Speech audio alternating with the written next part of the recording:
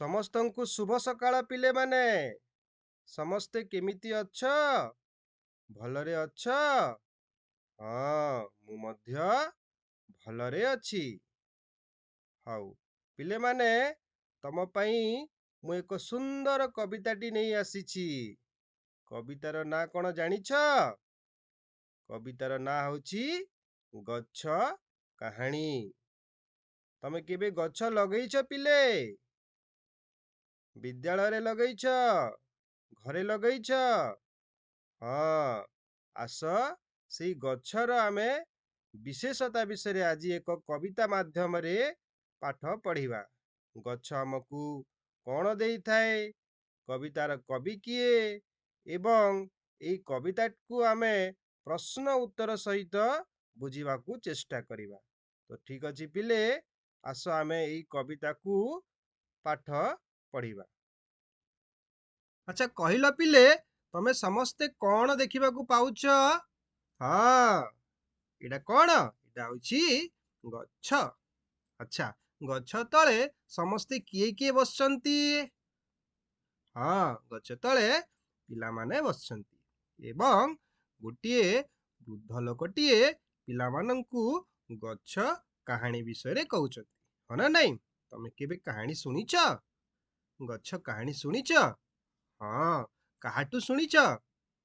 ଜେଜେ ବାପା, ଜେଜେମା? ବହୁତ ବଢିଆ। ଆସ ଆମେ ସେଇ ଗଛ କାହାଣୀ ବିଷୟରେ ଆମେ ପଢିବା। ଠିକ ଅଛି? ହଉ। କବିତା ପଢିବା ପୂର୍ବରୁ ଆମେ କବିଙ୍କ ବିଷୟରେ ଟିକେ ଜାଣିବା। ଠିକ ଅଛି? କବିତାର କବି ହେଉଛନ୍ତି ଡକ୍ଟର ରାମଚନ୍ଦ୍ର ନାୟକ। ହଁ ନା ନାଇଁ? ଡକ୍ଟର ରାମଚନ୍ଦ୍ର ନାୟକ ଓଡ଼ିଶାର ପୁଣ୍ୟଧାମ କଟକ ଜିଲ୍ଲାର ପଟିଆ ନିକଟସ୍ଥ କାଶୀପୁର ଗ୍ରାମରେ ଜନ୍ମଗ୍ରହଣ କରିଥିଲେ।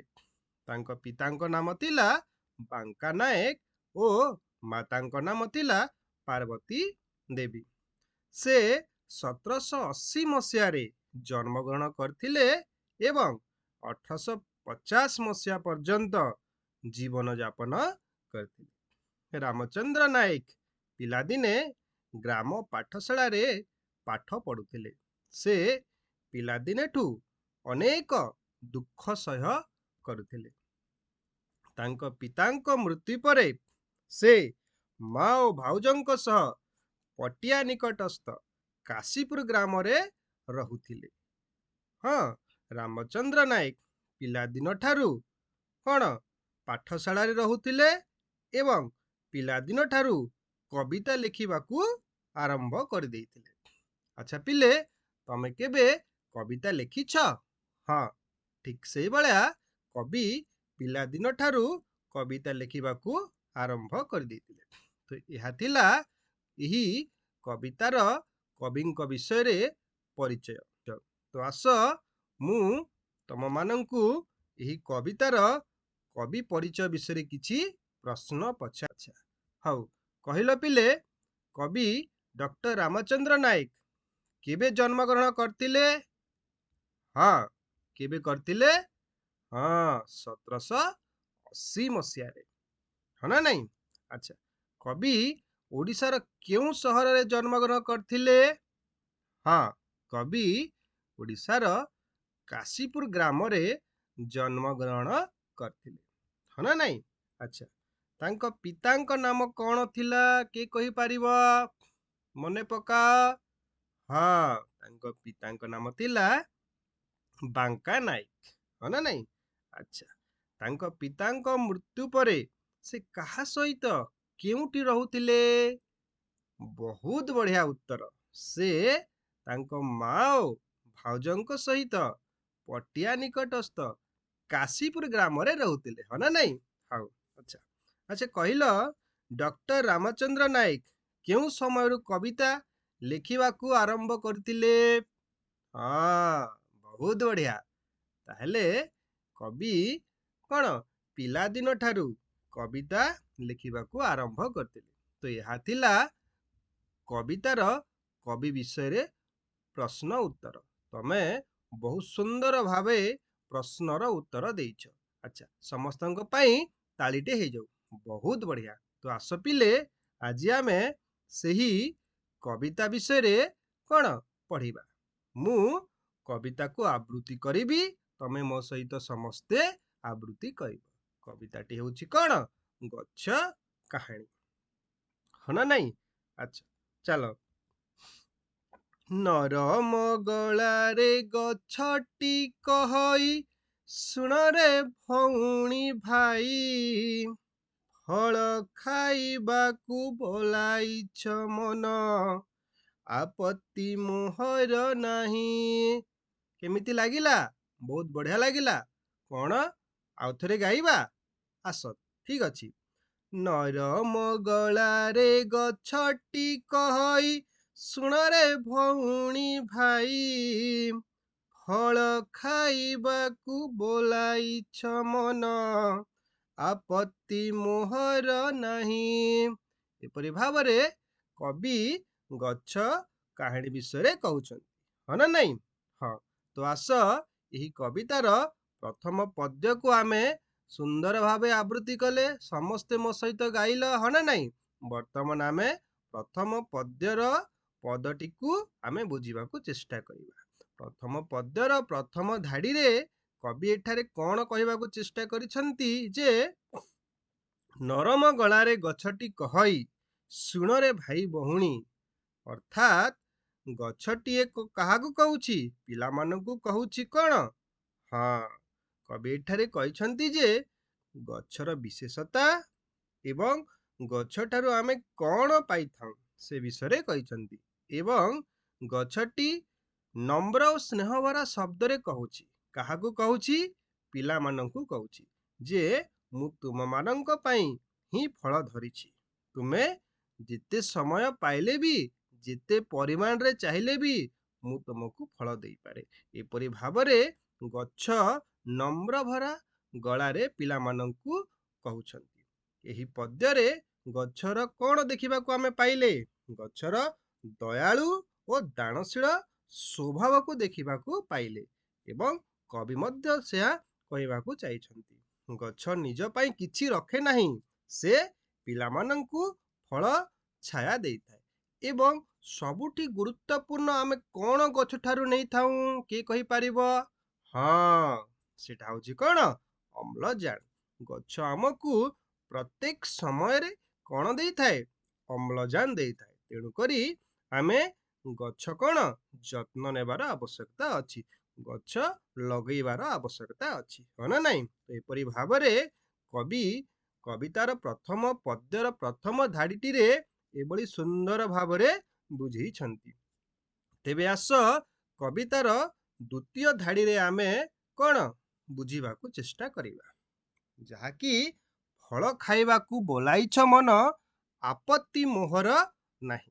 एठी कौन कविता कवि कहिछन्ति जे एठारे कहिछन्ति जे गच्छ जेउ समय रे फल मागिले आमकू जोगाई देइथाय। हाँ ना नहीं? जिते बेले आमे फलर आवश्यकता हेइथाय, सेते बेले आमे फल गच्छ ठारू नै थाऊ। हाँ ना नहीं? एवं गच्छटी को आमे जत्न नेबा एवं परिवेश रे गच्छ लगेइबा ए कथा मध्य कवि एठारे कहिछन्ति।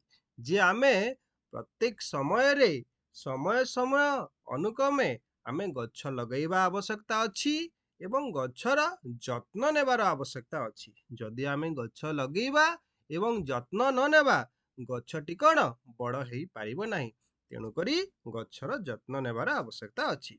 जेउ गच्छटी आमकू कौन देइथाय? फल खाइबाकू देइथाय। एही कथा कवि वर्णना करिसंति। हाँ ना नहीं? तो एपरि भावरे एही कवितार प्रथम पद्ୟରେ कवि गच्छर विशेषता एवं गच्छ ठारू आमे कौन पाइथाऊ, आमे गच्छ किपरि जत्न नेबा एवं कौन गच्छ आमकू कौन देइथाय, एहीपरि भावरे कवि एठी बुझेबाकू चेष्टा करिसंति। हाँ ना नहीं पिले? समस्ते बुझिला? बहुत बढ़िया। हाउ तो आस वर्तमान मु आमे एही कवितार प्रथम पद्य को आमे आवृत्ति कले एवं बुझिले। हाँ ना नहीं? वर्तमान मु तुमको किछि प्रश्न पचारिबी। तमे माने जहा बुझिछ ताहा कहिबो। ठीक अछि पिले? बहुत बढ़िया। हाउ तो कहिल पिले गछ केमिति गलारे कहूची किए कहि पारिबो बहुत बढ़िया गछटी नम्र और स्नेह भरारे कहूची हाँ ना नहीं हाँ अच्छा गछ काहाकू भौणी भाई बोली डाकुची एठी कहिल हाँ गछ एठी पिलामानंकु भौणी भाई बोली संबोधना करी डाकुची हाँ ना नहीं हाँ अच्छा गछ कौन खाइबाकू अनुमति देउची हाँ आमे जोटा कि प्रथम पद्यर प्रथम ढाड़ी रे आमे पढ़िले ना नहीं गछ आमकू कौन फल खाइबाकू देइची हाँ ना नहीं अच्छा आम पई गछ कौन साइती रखिछि हाँ आम पई गछ फल मूल साइती रखिछि हाँ ना नहीं अच्छा आमे गछ प्रति केमिति व्यवहार करिबा उचित हाँ आमे गछ प्रति कौन যত্ନ ନେବାର ଆବଶ୍ୟକତା ଅଛି ହଁ ନା ନାଇଁ ହଁ ବହୁତ ସୁନ୍ଦର ଭାବରେ ସମସ୍ତେ କଣ ଉତ୍ତରଟିଏ ଦେଇଛ ସମସ୍ତଙ୍କ ପାଇଁ ତାଳିଟିଏ ଗୋଟେ ହେଇଯାଉ ହଉ ତ ଏପରି ଭାବରେ ମୁଁ ଏହି ଗଛ କାହାଣୀର ପ୍ରଥମ ପଦ୍ୟକୁ ଆମେ କଣ ପଢିଲେ ବୁଝିଲେ ତମେ ସମସ୍ତ ମୋ ସହିତ ଆବୃତ୍ତି କଲ ସୁନ୍ଦର ଭାବରେ ଏବଂ ମୁଁ କିଛି ତମକୁ ପ୍ରଶ୍ନ ପଚାରିଲି ତମେ ବହୁତ ସୁନ୍ଦର ଭାବରେ ସମସ୍ତ ପ୍ରଶ୍ନର ଉତ୍ତର ଦେଇଛ ହଁ ନା ନାଇଁ ତ ମୁଁ ତମମାନଙ୍କୁ କିଛି କଣ କାମ ଦେବି ଯୋଉଟା କି ତମେ ଘରେ କରିକି ଆଣିବ ଯାହା କିଛି ଆମେ ଆଲୋଚନା କଲେ ଆଜି ପ୍ରଥମ ପଦ୍ୟରେ ତମେ ଘରେ କରିକି ଆଣିବ ଠିକ ଅଛି ଉତ୍ତର ଲେଖିକି ଆଣିବ ଯେ ପ୍ରକୃତି ଆମକୁ କଣ ଦେଇଥାଏ ଏବଂ ଗଛ କାଟିବା ଠିକ କି ନାହିଁ ହଁ ନା ନାଇଁ ଏବଂ ଆମେ ପରିବେଶ ସୁରକ୍ଷା ପାଇଁ କଣ କରିବା এই ଉପରୋକ୍ତ ତିନୋଟି ପ୍ରଶ୍ନର ଉତ୍ତର ତମେ ଘରୁ କରିକି ଆଣିଥିବ ଠିକ ଅଛି ପିଲେ ଆଶା ବିଶ୍ୱାସ ତମେ ଏହି କବିତାର ପ୍ରଥମ ପଦ୍ୟଟିକୁ ବହୁତ ସମ୍ପୂର୍ଣ୍ଣ ଭାବରେ ବୁଝିଥିବ ଏବଂ ଯାହା କିଛି ବି ମୁଁ ତୁମକୁ ପ୍ରଶ୍ନ ଦେଇଛି ତମେ ସେଟା ଘରେ ଲେଖିକି ଆଣିବ ଠିକ ଅଛି ହଉ ଆଜିକି ପାଇଁ ଏତିକି ଥାଉ ସମସ୍ତଙ୍କୁ ଧନ୍ୟବାଦ ଖୁସିରେ ଶିଖିବା ସମସ୍ତଙ୍କ ଅଧିକାର ନମସ୍କାର